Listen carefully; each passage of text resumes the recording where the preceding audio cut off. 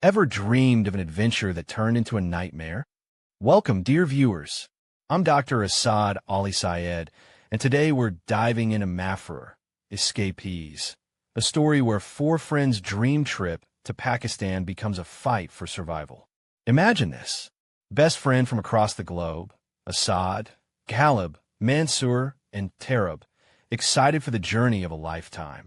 Wrongfully accused and thrown into prison, trapped in a political conspiracy they never saw coming. One daring plan, led by Assad's cousin Haider, risking everything to break them free. This isn't just a story, it's a heart-pounding saga of friendship tested by betrayal, trust pushed to its limits, and a prison escape so intense you'll hold your breath. Stick with me, because in this series we'll analyze each character's struggle, break down the jaw-dropping twists, and uncover the raw emotion behind their fight for freedom. Don't miss a single episode. Hit subscribe and turn on notifications. Because trust me, you won't want to miss the escape. Let's begin. Episode 1. The Invitation. Opening. Assad's early life in Shabr. Assad's story begins in the small, rustic village of Shabr, nestled in the heart of Ghalib district. We explore Assad's childhood days, his time spent playing in the village fields, listening to his elders recount tales of their own childhoods, and studying in the local government school. The innocence of village life shapes his values and instills in him a sense of pride in his roots. Asad, the curious and eager student, attends government high school Peri Darwaza, where he built a reputation for being friendly and adventurous. Here, he bonds with his classmates, dreams of exploring the world, and develops a passion for learning about different places and cultures. The move to the United States. The story takes a sharp turn when, at just 16, Assad's family decides to move to the United States. We see him bid an emotional farewell to his friends and the life he knows. He leaves behind not only his family and friends, but also the land he's always called home, filled with the scents, sounds, and memories that now feel like a dream. The flight itself is a whirlwind of emotions, a blur of excitement and sadness. 2 decades in America. The narrative then shifts to Assad's life in the United States. Assad adapts to the American lifestyle, becoming fluent in English, finding a job, and gradually embracing American culture. However, he soon discovers the bittersweet truth of living in a foreign country. Although he thrives professionally and socially, he feels an emptiness, a longing for the vibrant landscapes and familiar faces of Pakistan. Through the years, Asad builds a massive online network. His Facebook profile becomes a window to his life and thoughts, where he shares updates, photos, and stories that capture the essence of who he is. His popularity on Facebook surges, with his friend count reaching over 1 million. Despite his online presence, the digital connections fail to fill the gap left by his homeland. Yearning for home. In Assad's heart, a yearning grows to reconnect with his roots. He realizes he's never truly explored Pakistan's beauty, its mountains, rivers, and historic landmarks. Memories of his childhood merge with the dream of revisiting Pakistan as an adult, with a new appreciation for its culture, cuisine, and people. Asad contemplates the journey, knowing he's lost touch with many back home. His family in the U.S. supports him, but they also fear for his safety. Yet, Asad is undeterred. He decides to return to Pakistan in a way that will create lasting memories and solidify his connection to his roots. Crafting the invitation on Facebook, Asad composes a heartfelt post on Facebook, opening up about his background, his life in America, and his dream of rediscovering Pakistan. He shares his excitement to explore places like Lahore, Karachi, and Islamabad, and describes his vision of a journey filled with adventure, discovery, and cultural immersion. Most importantly, he invites others to join him. This isn't just a trip for him, it's an invitation for a shared experience with anyone willing to accompany him. Assad's post resonates deeply with his audience. His message spreads quickly, gathering thousands of likes, comments, and shares. Friends and strangers alike are captivated by his passion and the nostalgia of a Pakistani longing to rediscover his roots. He sifts through hundreds of responses, from curious travelers to patriotic Pakistanis eager to show their homeland's beauty. The responses: meeting Mansoor, Tarab, and Ghalib. From the flood of responses, 3 individuals stand out. Each has a unique story and a desire to explore Pakistan through Asad's eyes. 1. Mansoor. From Canada, Mansoor is of Pakistani descent, but has never visited.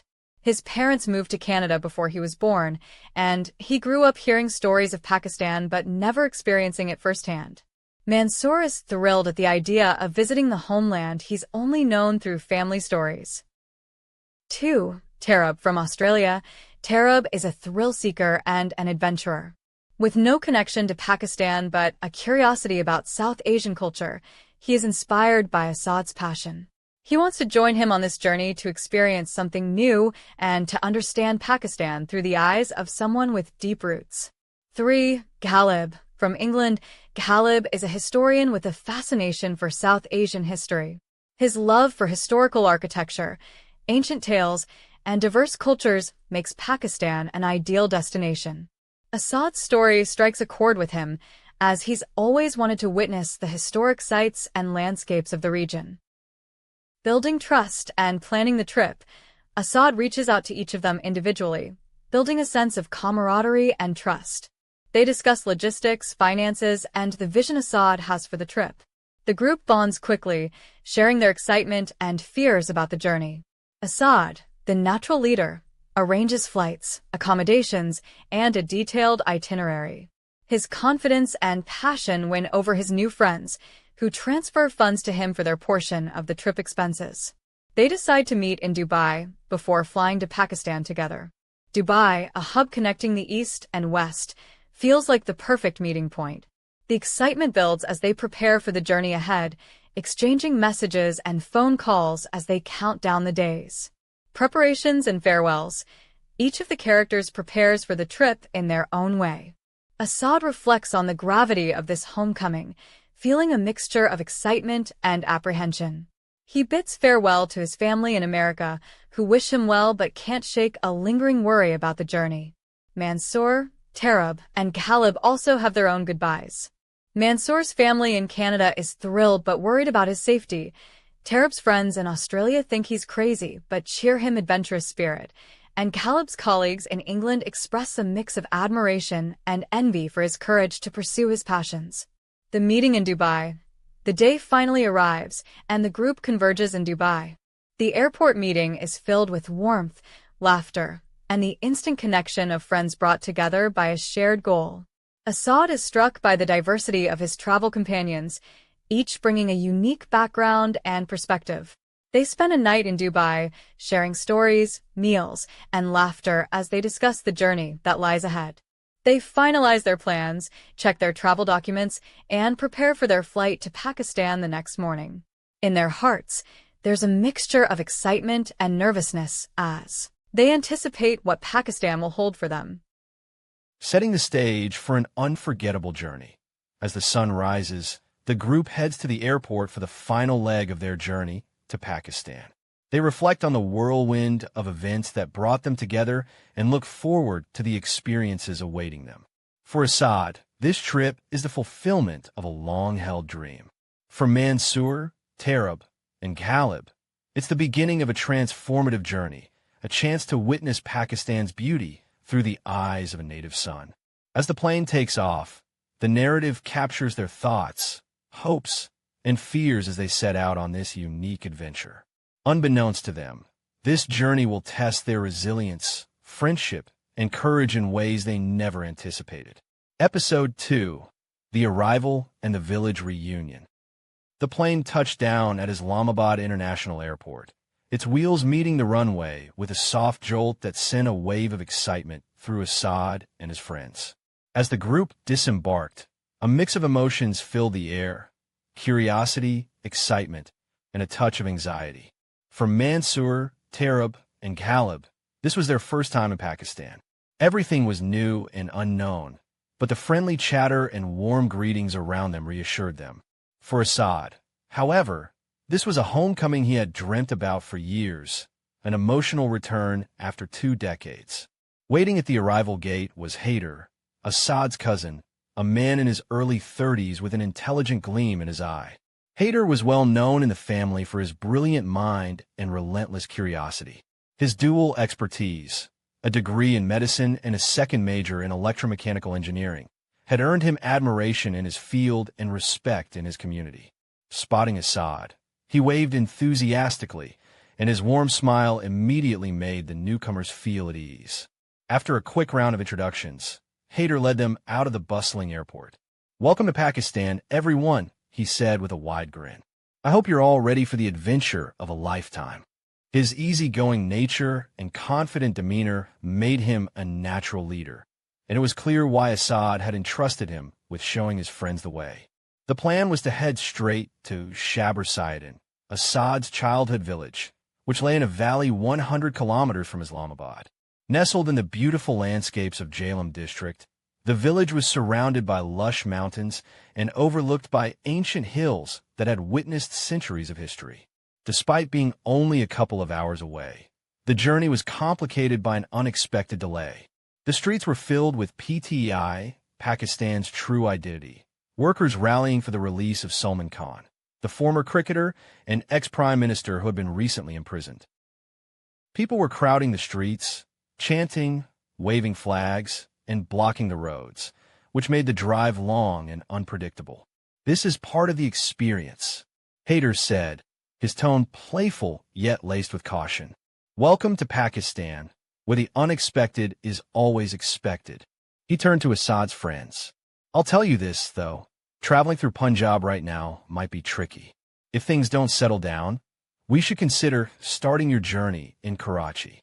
As they finally navigated through the crowd, the journey stretched into 6 long hours. But the scenic beauty along the way made the time pass quickly. Tarab couldn't take his eyes off the landscape. "It's breathtaking," he said, marveling at the mountains that loomed on the horizon and the fields that stretched endlessly beneath them. Ghalib, a lover of history and culture, gazed out the window, his mind racing with thoughts of the stories these lands must hold. By the time they reached Syed, dusk was falling. The golden sunlight bathed the village in a warm glow, casting long shadows over the narrow paths and illuminating the mud-brick houses with a soft, amber light. Asad felt a pang of nostalgia as he took in the familiar sights, the open fields where he had played as a child, the ancient trees he had climbed, the narrow lanes where he had raced his friends. It was as if he had never left. The village had heard of Assad's return, and as their car pulled into the main square, people began to gather. Faces lit up with joy and curiosity as they saw him step out, taller and more mature than when he had left. Old friends, now fathers and husbands, came forward, smiling and calling out his name. Elderly villagers nodded approvingly, their eyes crinkling with warmth. The women peeked from behind their veils, whispering excitedly to one another, some of them remembering Asad as the mischievous boy who used to run around the village. One of the elderly men, Baba Farid, who had known Asad since childhood, hobbled forward and embraced him tightly. "Asad, my boy, after all these years, you've finally come back to us." His voice was filled with emotion, and Asad felt his heart swell with pride and gratitude. For the next few hours, Assad's friends were treated like family. The villagers welcomed them with open arms, offering tea, sweets, and fruits grown in the village's fertile soil. Mansoor, Tarab, and Ghalib were touched by the warmth and hospitality. It was a stark contrast to the fast-paced, impersonal lives they led in their respective countries. Here, people valued connection, simplicity, and tradition.